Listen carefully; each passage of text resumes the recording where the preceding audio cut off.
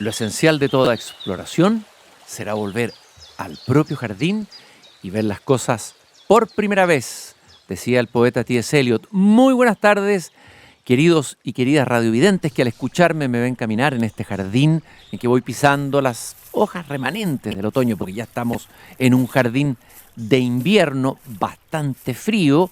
Sin embargo, vamos a entrar en calor con una buena conversación, como lo hacemos todas las tardes, de lunes a jueves, de 7 a 8 de la tarde, aquí en Pauta y aquí en mi jardín, donde los invito a pasear conmigo y con nuestros invitados. En un día como, no como hoy, pero como mañana es 3 de julio, pero del año 1883, nacía ni más ni menos que Franz Kafka. ¿Y dónde nacía Franz Kafka? ¿Dónde nació? En la maravillosa ciudad de Praga, que sigue siendo todavía una ciudad maravillosa, que en aquel entonces formaba parte del Imperio Austrohúngaro. Hoy día es la República Checa. Y aquí ya con ese dato biográfico tenemos algunos elementos que pueden explicar la condición fronteriza, por decirlo así, de Franz Kafka.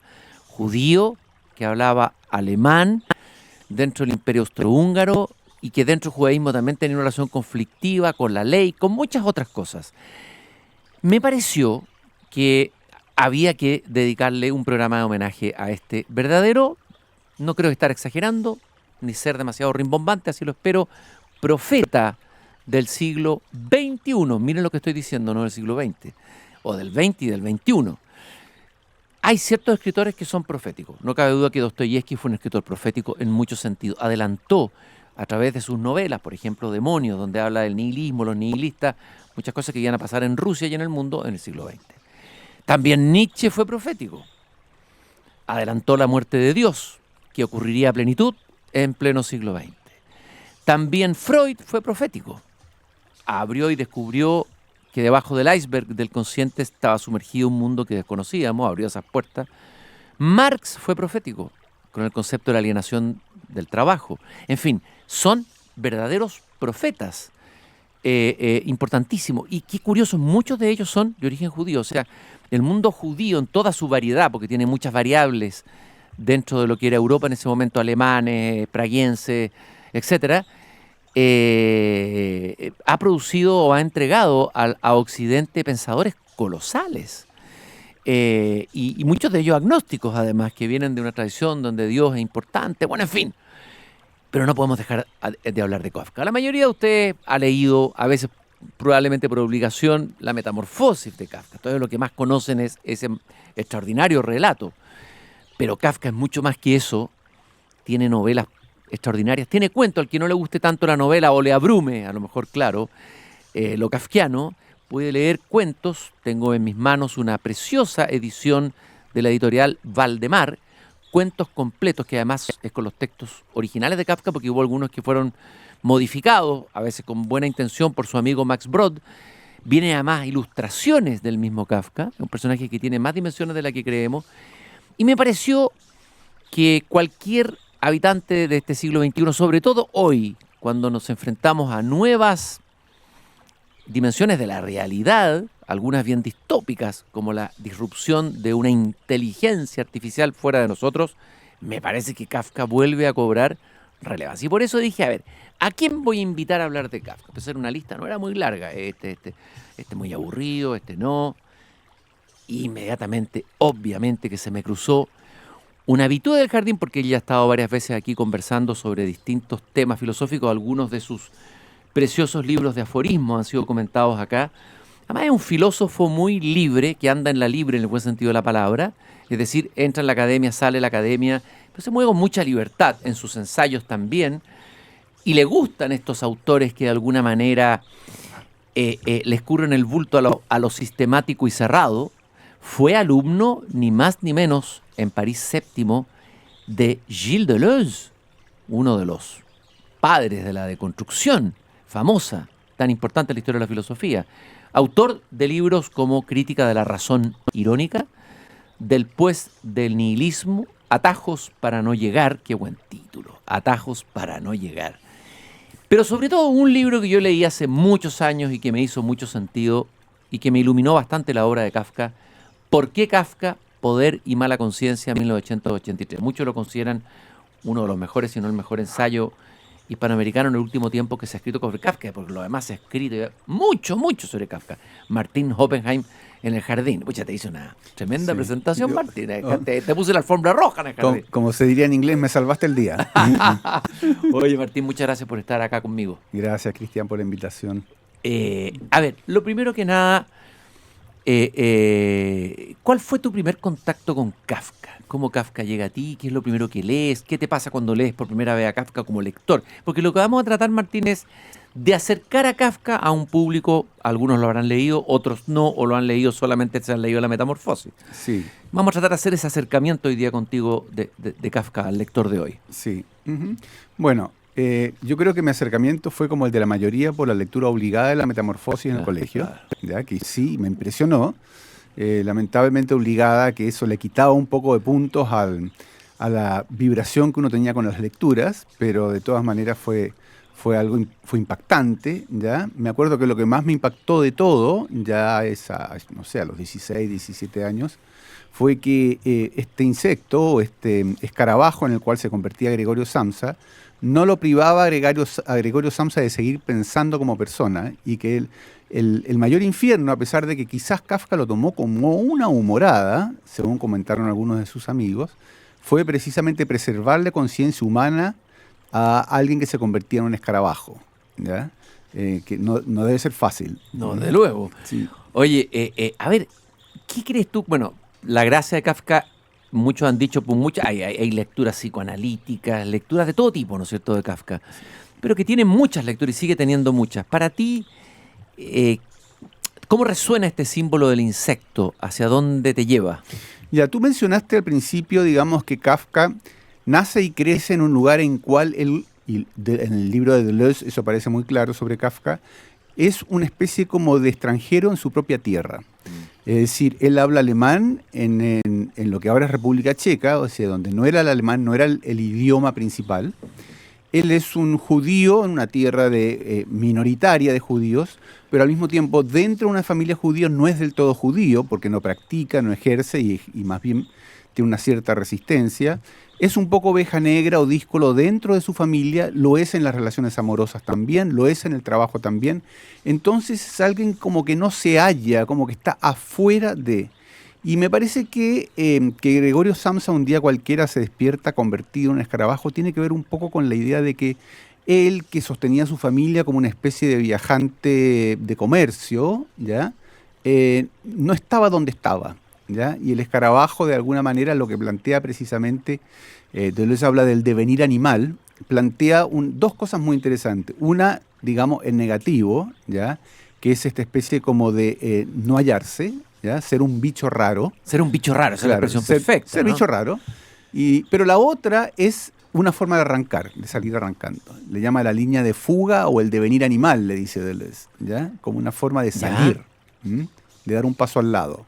Claro, salir del encierro de lo humano en el que él estaba, ¿no es cierto? Claro. De la condición humana. Sí, ahora, aparentemente esa condición humana, mientras él es un viajante de comercio, si lo hubiera seguido siendo, con alguna disconformidad, ¿ya? Y si el relato hubiera seguido en ese registro, no hubiera sido gran cosa, ¿ya? Pero el hecho precisamente de que tenga que llegar al extremo, ¿ya? De animalizarse para poder sortear su suerte, pone en evidencia, digamos, hasta dónde él no soportaba, en principio, el lugar donde estaba en el mundo.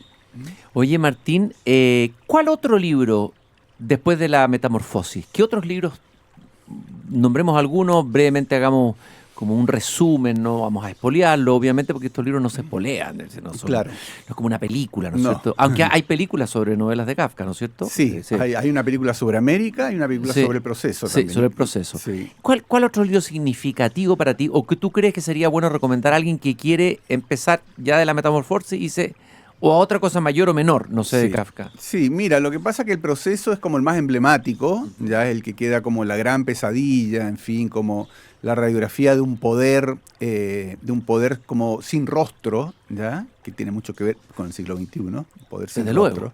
Y también se lo ha visto o se lo ha interpretado hasta el cansancio como el libro profético respecto de las sociedades hiperburocratizadas, ¿no? Convertidas en puro trámite, ¿ya? Donde no hay sustancia, donde nadie llega a lograr nada. En el castillo un poco es lo mismo también. ¿Y qué trata el castillo? Perdón, el proceso. ¿Cuál es la historia? El proceso es una historia que parte, o sea, es muy interesante cómo parte. Hay un señor, ¿ya? De nombre Joseph K. Joseph K. Claro, que es un señor, como, yo diría pusilánime, obsecuentemente normal, ¿ya? En su vida. O sea, es como lo más normal que puede ser. Un hombre cualunque. Un hombre como cualquiera, ¿ya? Y que además piensa como cualquiera, razona como razonan todos.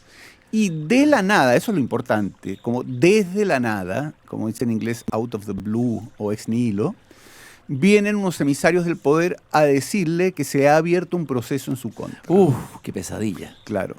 Y entonces, él no sabe de qué se trata. No. ¿De qué se lo está juzgando? Claro. Y su primer gran error en esta especie de estructura que Kafka va montando de un poder así bastante pesadillesco es su obsesión porque le aclaren lo que está ocurriendo.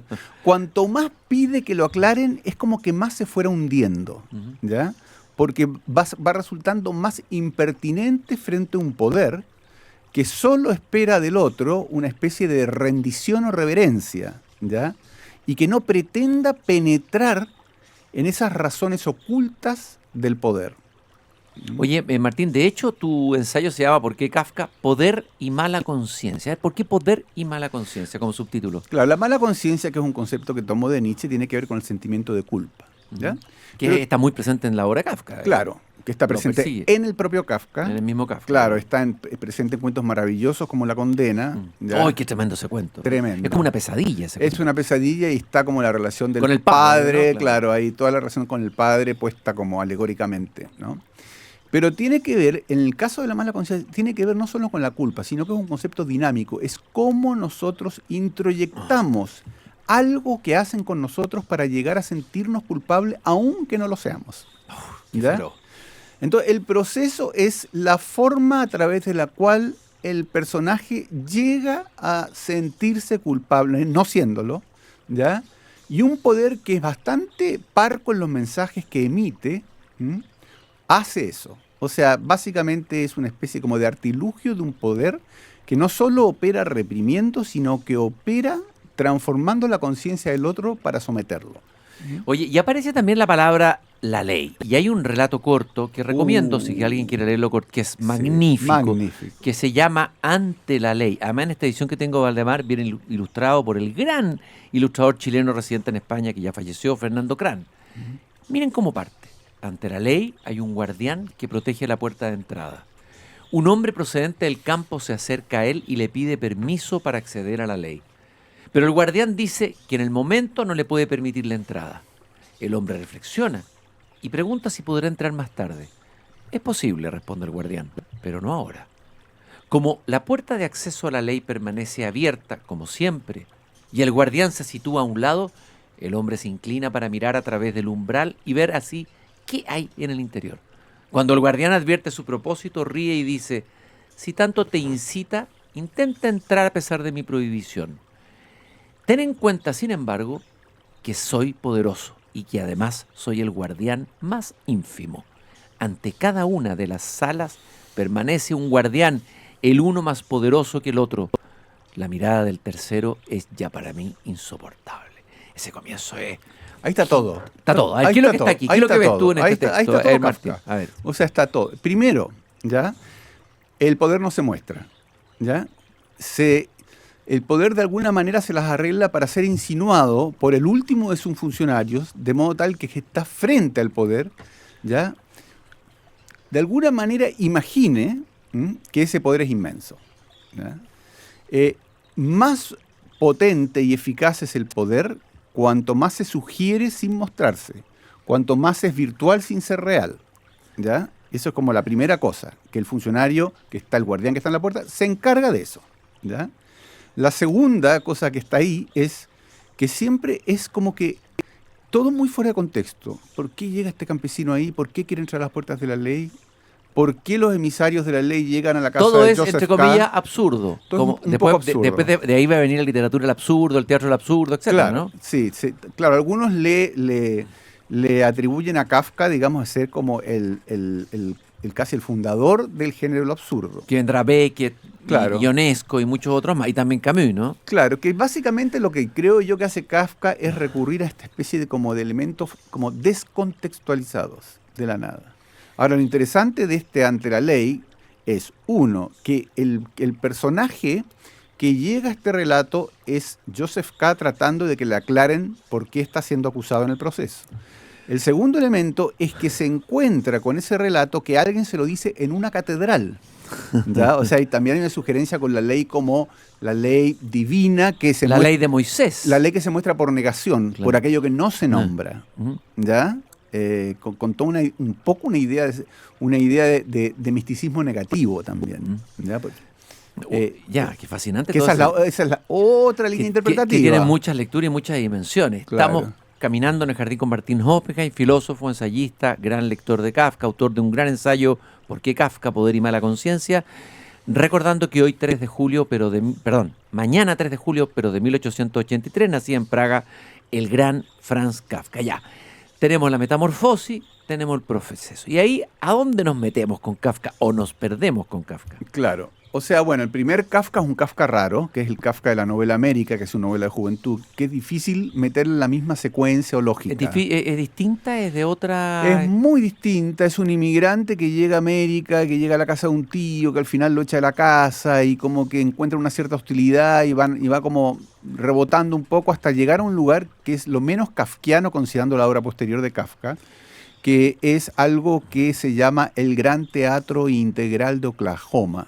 Ahí termina la obra, que es el lugar donde todos encuentran un buen lugar, ¿ya? Para estar, para ser protegidos y para autodesarrollarse. Y ahí Kafka todavía no era Kafka a plenitud como lo conocemos nosotros, ¿no es cierto? No, esa novela dentro de la trayectoria de Kafka es bastante inclasificable, ¿ya? Salvo por el hecho, digamos, de que es un inmigrante, es decir, alguien que no está en su territorio, que hay un cierto ambiente de hostilidad, pero es un ambiente de hostilidad bastante como con rostros, ¿ya? Y que termina en una especie como de estructura, que es este teatro, ¿ya? Misterioso, pero benévolo, a diferencia, digamos, de lo que pasa con El Proceso y con El Castillo, que son sus dos grandes novelas de madurez. Ya, entonces vamos a dejar América como al ladito. Vamos con la metamorfosis, entramos en el proceso y luego. Luego está, como gran novela, El Castillo, Ya.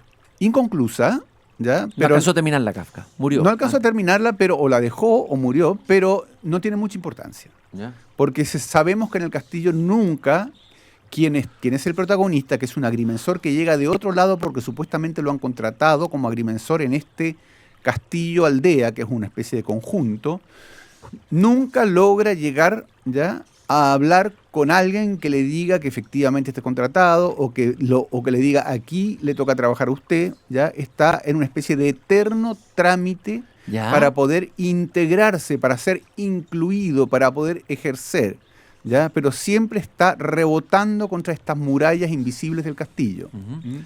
Oye, también hay un Kafka de relatos cortos, aquí al azar, me encuentro con varios. Uno que se llama Una comunidad de infames, otro que dice De noche. Por ejemplo, voy a partir leyendo un fragmento. Érase una vez una comunidad de infames, es decir, no se trataba de infames, sino de personas normales, del tipo medio. Siempre se mantenían juntos. Cuando, por ejemplo, uno de ellos cometía alguna infamia, es decir, nada infame, sino algo normal como es habitual, y se confesaba ante la comunidad, entonces ésta investigaba el caso, lo juzgaba, hacía penitencia, perdonaba y otras cosas parecidas. Sugerente de algunos temas kafkianos, ¿no es cierto? Sí.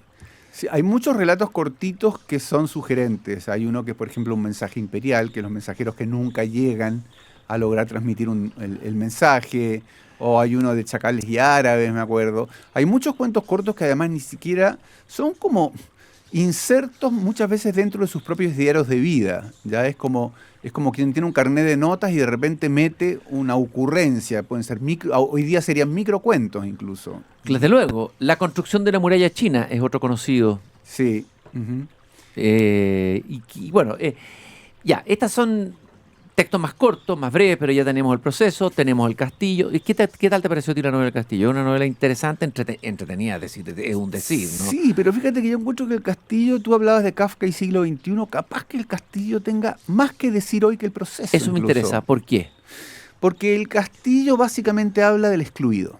Ya. ¿Ya? Y vivimos un mundo donde la exclusión Desde luego. es un estigma. Ujú. ¿Ya? Es el estigma del excluido. Está marcado por la exclusión, a pesar de sí mismo. ¿Ya?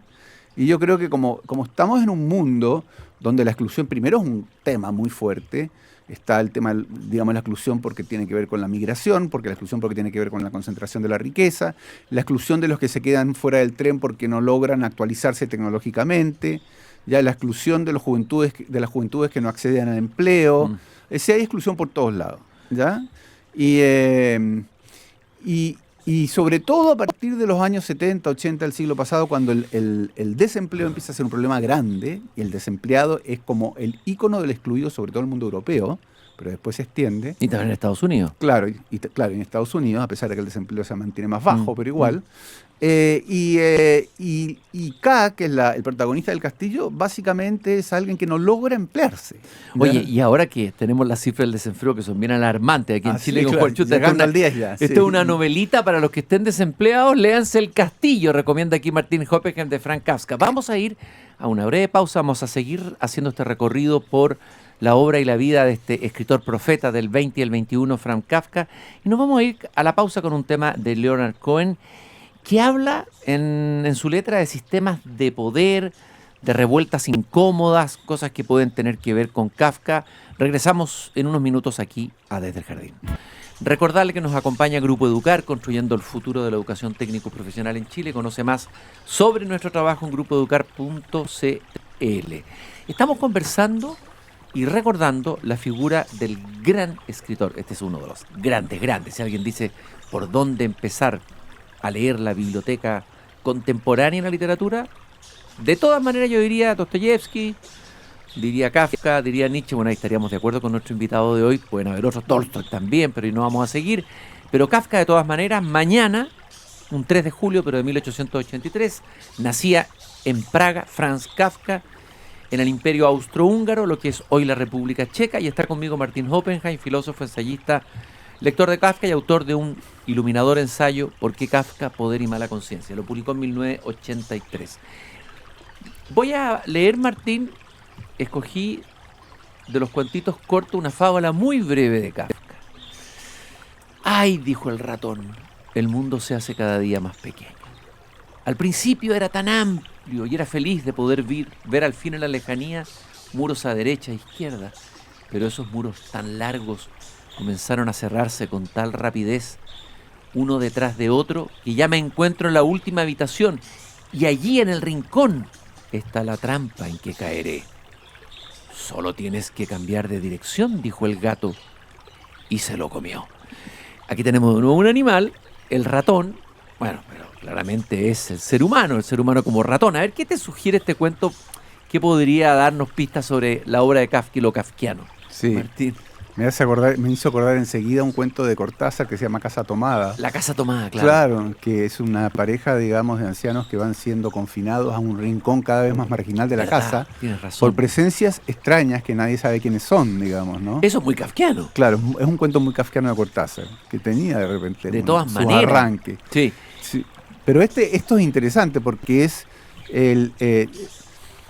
una relación gato-ratón, es una relación, digamos, de totalmente asimétrica. De poder. De poder y destrucción. Y destrucción, claro. Claro, del otro, ¿no? Sí. Y pero al mismo tiempo ya es como que hay una iniciativa que le queda reservada al ratón, que es darse vuelta, ¿ya? Pero ¿darse vuelta para qué? Para que se lo coma el gato, eventualmente. Se parece un poco a lo que tú no leíste, que es el final de ese breve relato ante la ley. Cuando el campesino, ya viejo y chiquitito, porque se ha ido encorvando y se ha empequeñecido frente al guardia, Sí, verdad. le dice, bueno, ¿y cuándo voy a... ¿Qué pasa? Ya estoy viejo, ya no tengo fuerzas, ya me voy a morir. ¿Y qué va a pasar con esta puerta? Y el guardia le dice, bueno, ahora que te vas a morir voy a cerrar la puerta porque esta estaba reservada para ti. le dice, ¿no? Que es más o menos el mismo final del ratón, ¿ya? Reservada para ti, pero te estás muriendo, ¿ya? Era la puerta a través con la cual él se empieza a morir desde el momento en que se pregunta qué hay detrás de la puerta. Claro, lógico. Oye, y de alguna manera Kafka se hace cargo de las grandes angustias contemporáneas, ¿no? Se ha dicho que la angustia es un estado de emoción, un estado anímico muy del siglo XIX, pero también del siglo XX. Bueno, ahí está la angustia en Heidegger, uno podría darle mucha vuelta a eso, ¿no? Pero están todas las angustias: angustia metafísica, la angustia ante la ley, la angustia ante el poder invisible e incomprensible, la pérdida del sentido que produce angustia. O sea, es un escritor de la angustia humana. Sí. Yo creo que sí, es un escritor de la angustia y al mismo tiempo, tal como Heidegger hablaba de la angustia, la angustia es una especie de miedo o ansiedad sin objeto. ¿Ya? Claro, no es como el miedo específico a algo. Claro, específico. que hay un correlato, allá uno le tiene miedo a algo. Claro. ¿Ya? La angustia es medio acéfala, medio sin objeto, ¿ya? Que es un poco lo que pasa también con las pesadillas kafkianas, los paisajes kafkianos, ¿ya? Porque no hay un otro al final, siempre es como que no hay un otro, ¿ya? Incluso cuando uno piensa en Kafka y el siglo XXI, ¿ya? Las primeras cosas en que pienso y que tienen que ver con esta ausencia del otro, es por ejemplo cuando uno quiere, no sé, contactarse con el proveedor, con una compañía. La pesadilla del call center. Claro, aparece el call center. Primero tardan una infinidad en contestarte, Sí. Después te dan un montón de alternativas y al final se corta la comunicación. O bien te remiten a una página web y en la página web te empiezas a perder porque no sabes por dónde ir o hacia dónde ir. Y nunca hay un lugar en el cual uno encuentre un rostro. Un ser humano. Con quien hablar. Y está hecho justamente para que eso no ocurra, ¿no es cierto? Me imagino que el cálculo de la empresa o de las empresas es enervante, eso es kafkiano. Es kafkiano. Y hoy día la inteligencia artificial, o sea que te contesta una voz que se dice, soy tanto, hola, soy agente, y tú eres esto, y hay veces que te dicen, soy humana, no es humano, Claro. Y ahí empieza esta relación, Claro. no sé cómo llamarla, asimétrica entre el ser humano disminuido al mínimo, convertido en un ser perdido, en un laberinto de call center y llamadas. Eso es muy kafkiano. Lo del call center es muy kafkiano. Por ejemplo, tú puedes llamar a un call center porque, no sé, porque ponte que tienes... Tu servicio de internet se ha cortado en la casa, ¿ya? Sí. Entonces llamas no voy a dar nombres de una empresa, pero llamas a la empresa, Sí. y en la empresa te piden, bueno, con quién hablo, qué sé yo, y te dicen un momento, por favor. Y ellos han registrado tu voz y tu nombre y echan a correr todos los algoritmos y todo el big data que tienen respecto de ti y automáticamente derivan, ¿ya?, a alguien que te va a atender porque se sabe que ese alguien hace buen match contigo, ¿ya? Claro. Y entonces te vas a sentir de alguna manera bien atendido. Pero todo esto es un proceso, digamos, de procesamiento algorítmico con uso de información que tienen de ti y con todo eso y con el perfil, el paneo y escaneo que te hacen en el momento, a tiempo real. Claro, y uno ahí puede decir, hablábamos del Kafka profeta, que por un lado profetizó, uno podría decir, los estados totalitarios, ¿no es cierto?, que reinaron en el siglo XX, el Sí, estado totalitario, sí. el poder abstracto, implacable, donde el individuo no es nada, en medio de una masa, etcétera. Pero hoy día empieza a ser tal vez un autor muy actual con el mundo que viene, Sí. donde hay otras amenazas, Claro. de otro tipo de autoritarismo o de poder más difuso, no sé, más digital, o de presencias digitales que ya no son humanas. O sea, eso empieza a ser... O sea, yo encuentro que lo fantástico de Kafka es precisamente que tiene como dos etapas, siglo XX y siglo XXI, como profeta. Como profeta del siglo XX son los totalitarismos, son las sociedades de la vigilancia dura, ¿no es cierto? Es la burocracia fuerte, típica de la sociedad, digamos, industrial, yo diría de los años 30, 40, 50, ¿ya? Pero hoy día uno podría pensar en Kafka como el profeta de la psicopolítica que habla el filósofo Byung-Chul Han, ¿ya? Es decir, de... ¿Cuál es la psicopolítica? La Para que lo entienda el que no está escuchando. Claro, la psicopolítica es básicamente que en la sociedad que le llaman de la atención, donde mandan las redes de alguna manera tienen tanta información sobre ti porque cada vez que entras vas dando información aunque no te des cuenta, que te devuelven con todo eso a través de un algoritmo, ¿no es cierto?, aquello que tú con lo cual te vas a quedar pegado. Ya te van devolviendo aquello con lo cual te vas a quedar pegado y tú juras que es obra tuya, ¿ya? Claro. Pero es una manipulación que se hace desde una inteligencia central con la información que recogen de ti precisamente porque estás metido en la red y dando señales, ¿ya? Y manipulándote para que te quedes pegado ahí, para que no te vayas. Claro. Entonces, ese es un rasgo de la psicopolítica. El otro rasgo de la psicopolítica es que use el mundo de la empresa o el mundo de la política, toda la información que recogen sobre ti cuando estás conectado, para tirarte mensajes para que votes por tal o para que compres tal producto. ¿Ya? Y que es todo manipulación a partir del trabajo con tus propios gustos que ellos ya conocen. Claro. Estaba pensando que Kafka lee nuestro tiempo, pero también debe ser interesante. Yo creo que deben empezar a aparecer nuevos Kafka. Kafka de las nuevas formas de poder que vamos a tener que vivir en los tiempos que vienen. Necesitamos nuevos profetas, escritores, desde la literatura, no profetas gurúes ni nada de eso. Estoy caminando en el jardín con Martín Hoppe, estamos recordando que mañana 3 de julio, pero de 1883, nacía el gran Franz Kafka. ¿Qué otros autores? Mira, tengo aquí los libros cortos, pero ponte tú, en La colonia penitenciaria, sí, es un relato, no sé si se te resuena. Claro, por supuesto. Es un relato básicamente de la represión y la tortura. Hay una máquina y que básicamente de lo que trata en última instancia es de esculpir en el cuerpo propio del acusado, ¿ya?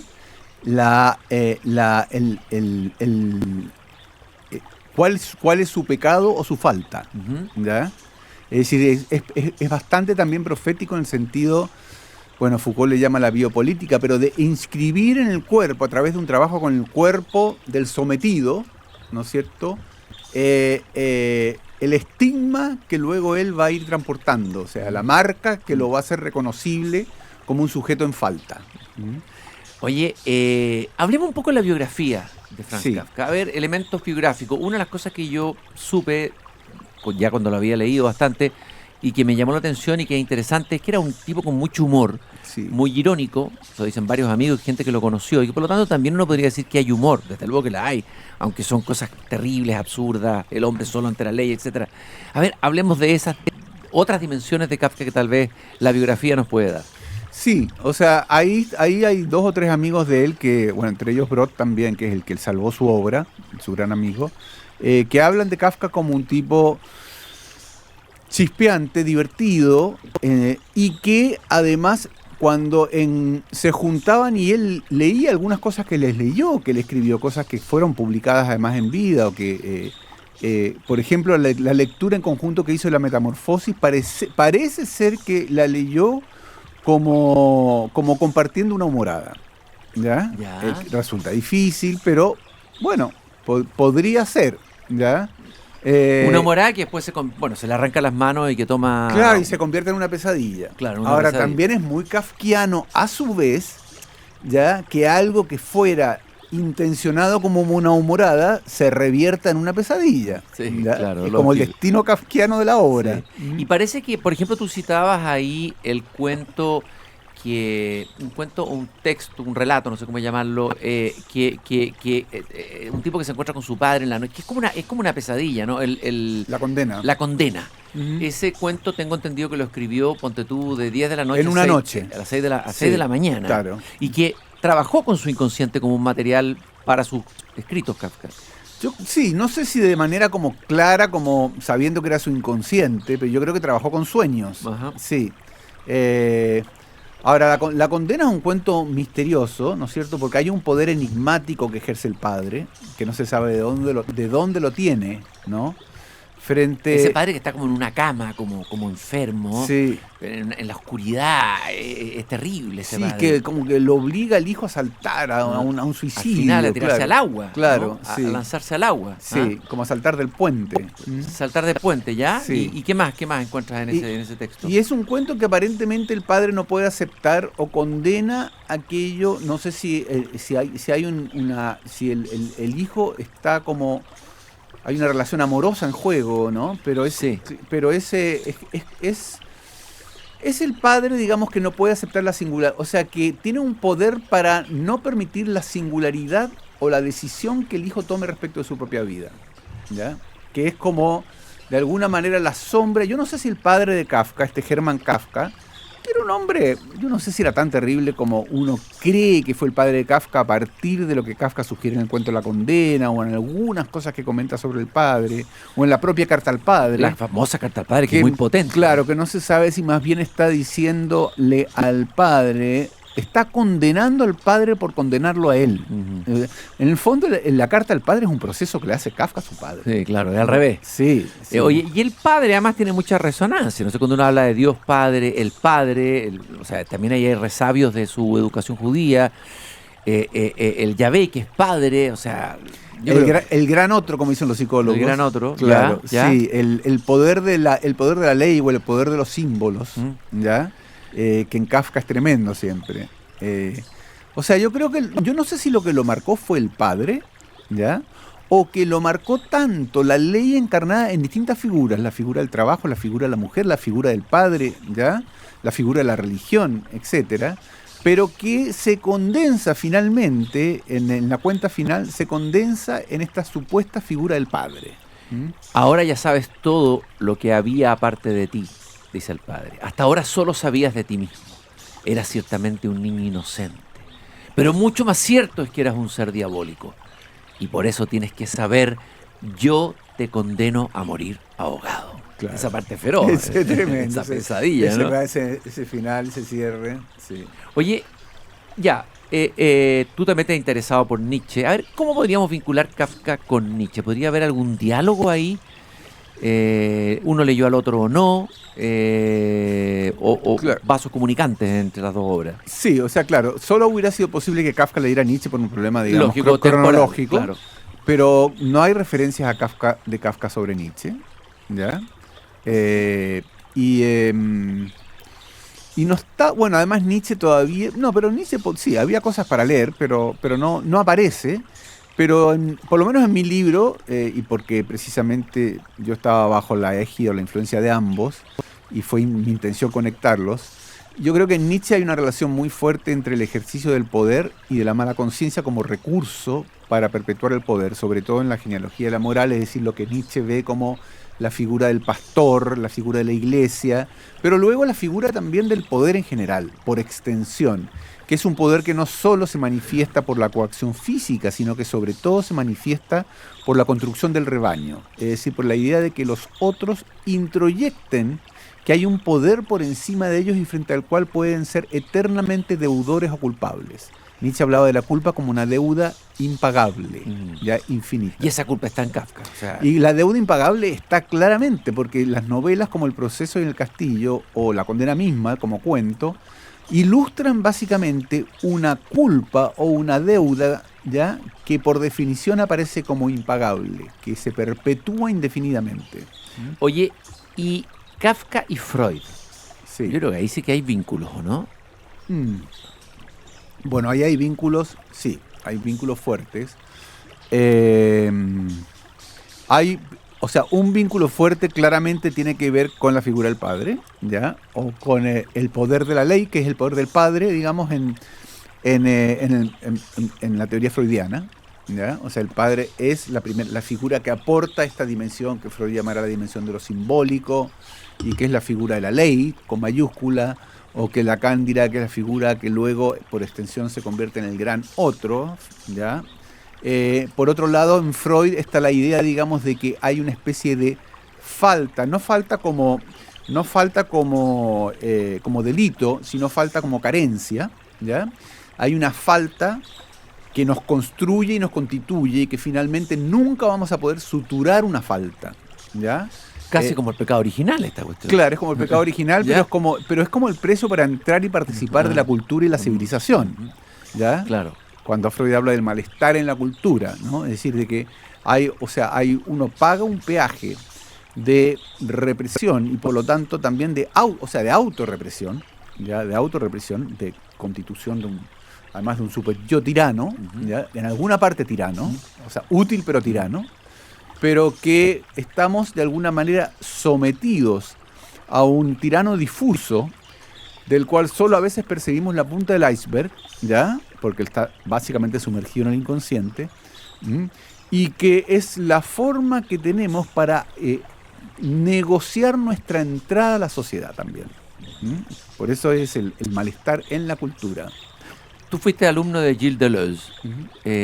Brevemente, si tuvieras que sintetizar, la mayoría de los que nos está escuchando probablemente no han leído su obra ni conoce su obra. ¿Qué es lo que aportó Gilles Deleuze a la filosofía y cómo lo podrías tú, bueno, hay una lectura de Deleuze de Kafka, pero cómo lo convincularías tú con la obra de Kafka a este filósofo? Bueno, lo que pasa que en la obra de Deleuze es difícil de clasificar, digamos, porque tiene como muchas aristas, pero primero que nada, el libro de Kafka, que escribe con Félix Guattari, que fue con quien escribió varios libros, que se llama Kafka por una literatura menor, ¿ya? Y defiende lo de la literatura menor, que es la literatura menor, ¿por qué? Primero porque es alguien que escribe en un idioma que no es el dominante en su lugar, lo que decíamos antes, judío pero en un país no judío, oveja negra en la familia, etcétera, etcétera, etcétera, ¿ya? Y que desde ahí, dice Deleuze, ¿ya? O sea, a Deleuze le interesa eso porque Deleuze tiene un concepto, ya que es el concepto de territorio, que es muy importante en su filosofía, ¿ya? Y él va a hablar básicamente de los procesos de desterritorialización, es decir, que los sacas de básicamente del espacio codificado de manera habitual y lo colocas en un espacio, ¿ya? En que hay un cierto espacio, un margen de libertad que no hay en los terrenos hipercodificados, en las sociedades reglamentadas, etcétera, ya, o dominantes. ¿M? Pero al mismo tiempo es un poco paria, es un poco extramuros, lo que lo colocan en el lugar de la exclusión, como acá en el castillo de Kafka, pero por otro lado también es el lugar desde el cual ejercer una resistencia a un poder dominante. No olvidemos que Deleuze es hijo de los críticos del poder.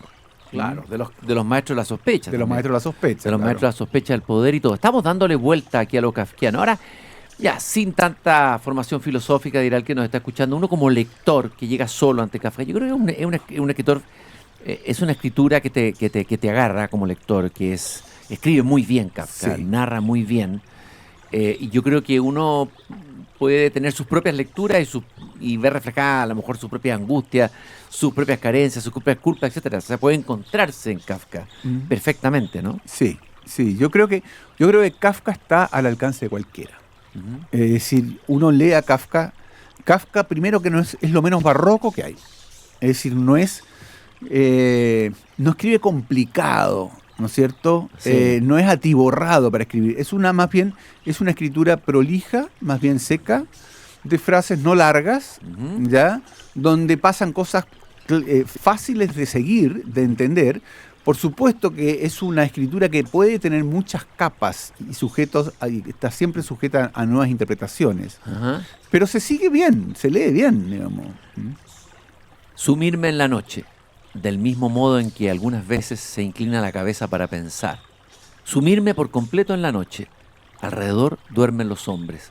Pero es una pequeña comedia, una inocente ilusión, eso de que duerman en casas, en sólidas camas, bajo techos seguros, estirados o acurrucados sobre los colchones, con sábanas y mantas. En realidad, se han encontrado todos, un incontable número de personas, un ejército, un pueblo, como una vez antaño y como lo harán en el futuro, en una zona desértica, un campamento al aire libre, bajo el cielo frío y sobre la fría tierra, arrojados donde habían permanecido en pie, la frente presionada contra el brazo, el rostro contra el suelo, respirando tranquilamente. Y tú despiertas, eres uno de los vigilantes. Encuentras al próximo al atizar las brasas del montón de ramas secas a tu lado. ¿Por qué velas? Uno debe velarse, dice. Uno tiene que hacer acto de presencia. Es un tremendo texto. Tiene mucha más leve. Impresionante. Claro, o sea, ahí te puedes perder en un mar de lecturas. De miles de lecturas, eso es lo fascinante. Y un cuento con el que quise cerrar esta conversación, porque ya se acerca la noche, queridos auditores, para que se inquieten un poco, para que tomen a Kafka y se desvelen y entren tal vez en su propio inconsciente. Quiero agradecerte, Martín, por esta interesantísima conversación.